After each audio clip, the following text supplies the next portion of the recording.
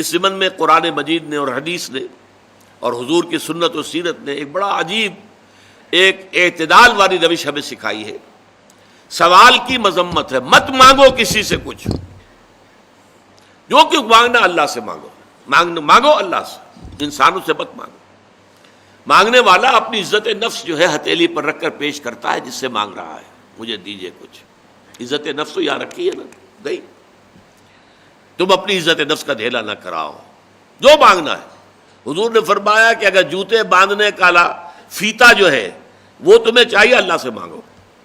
اب یہ اللہ کا معاملہ کس ذریعے سے پہنچا دے، کس کے دل میں ڈال دے، کیا شکل پیدا کر دے، تمام اسباب جو ہیں عالم کے وہ تو اللہ کے قبضہ قدرت میں ہے۔ کون سے سبب کے ذریعے سے اللہ تعالیٰ وہ تمہاری ضرورت پوری کرا دے، یہ اس پر چھوڑو، مانگو اللہ سے۔ انسانوں کے سامنے دست سوال دراز مت کرو۔ لیکن دوسری طرف اگر کوئی اپنی ہتھیلی آپ کے سامنے کر ہی دے تو اسے ٹھوکر مت مارو۔ اس نے عزت نفس جو ہے اپنی ہتھیلی پر رکھ کر آپ کے سامنے رکھ دی ہے۔ اب تمہاری مروت، تمہاری شرافت کا تقاضا یہ ہے کہ اما السائل فلا تنہر، اب انہیں جھڑکنا نہیں ہے، ڈانٹ ڈپٹ نہیں کرنی ہے۔ اگرچہ ہمارے آج کل کے معاشرے میں جو پروفیشن بن گیا بیگری کا، اس میں بسا اوقات جو ہے پیچھا چھڑانا مشکل ہو جاتا ہے۔ اور واقعہ یہ ہے کہ ان کی اگر مدد کی جائے، اب کیا ہے، وہ آپ نے 1 روپیہ دے دیا تو بعض لوگ سمجھتے ہیں شاید بہت بڑا، میں نے حاتم طائی کی قبر پر لات مار دی، روپیہ دے دیا، لیکن یہ تو اصل میں انسٹیٹیوشن آف بیگری کو آپ نے سپورٹ کیا۔